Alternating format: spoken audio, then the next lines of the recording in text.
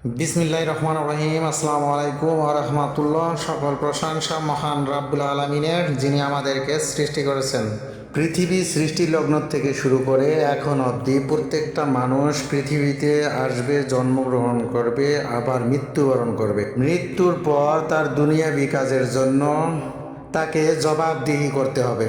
সেই জবাবদিহিতার মাধ্যমে তার ভালো এবং মন্দর ফয়সালা হবে। এই দুনিয়া থেকে চির বিদায় নেওয়ার মাধ্যমে এক একটা পরিবারের সমাপ্তি ঘটবে, আবার সেখান থেকে নতুন করে আরেকটা পরিবারের জন্ম হবে। ছেলে বাবাকে ছেড়ে দুনিয়া ছাড়বে, বাবা ছেলেকে ছেড়ে দুনিয়া ছাড়বে, মা মেয়েকে ছেড়ে দুনিয়া ছাড়বে, মেয়ে মাকে ছেড়ে দুনিয়া ছাড়বে। এটাই তো প্রকৃতির নিয়ম।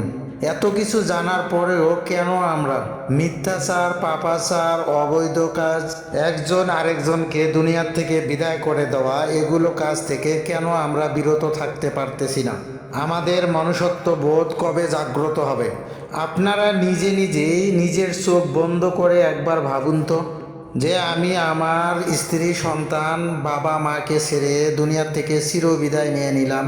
এখন আমার পরিবারের বিবি বাচ্চার কি হবে? জীবন বড় অদ্ভুত। দিন শেষে প্রশ্ন থেকেই যায়, আমরা কি আসলেই মানুষ, নাকি জাস্ট মানুষ নামের প্রাণী?